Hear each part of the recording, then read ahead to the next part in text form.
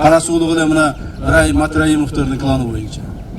Райым Матраимовдорду биринчи биз кармаган маалда алар 2 миллиард 200 миллион акча төгүп чыгышкан. Бирок ошондо биз шарт койгонбуз. Мындан ары эч кандай криминалдык аракеттер жасабагыла. Бандиттерге кошулбагыла. Мамлекет талап тонобогула.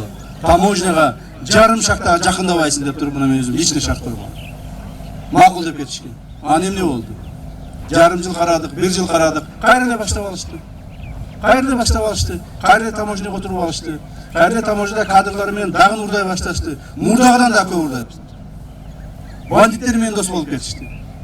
Бүт мына бул көлдөгү жанагы Көлбаев менен вор законе кошулуп алышып туруп бүт предпринимательдерди коркутуп, үркүтүп ишкерлерди. Так, алардан акчасын алып, ушуну коркута башташты.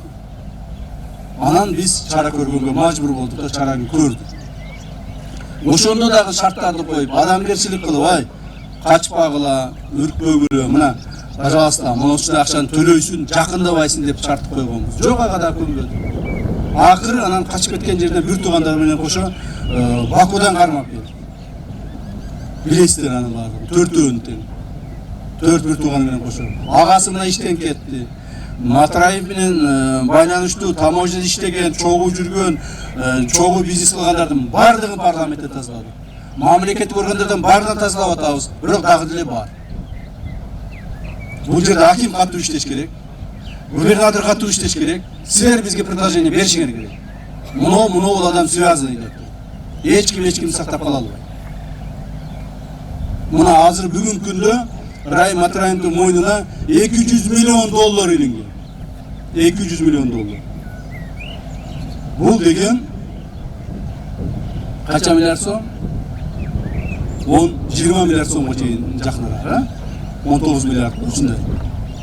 Мына 200 миллион доллар. А мына ол силердин стадионуңарга болгону миллион доллар кетет. Кетсин. Мына 2 миллион доллар кетсин. Мына көрдүңөрбү масштабы какие? Биз ушул коррупцияны разводить этип, коррупцияны чогултуп, коррупцияга берип, бир топторду колдогонубуз үчүн мына стадиондор ушундай акыбалда. Жолдорубуз моундай акыбалда. Мектептерибиз тигиндей акыбалда. Так? Күчүбүз моундай күчсүзбүз. Ошон үчүн болуп атат мунун баардыгы. Эгер ошолор уурдабай, баардыгы мамлекетке иштеп турганда, стадионубуз давным-давно мындай болбой, жаркырап, жайнап, толуп, тимени укмуш болуп турмак.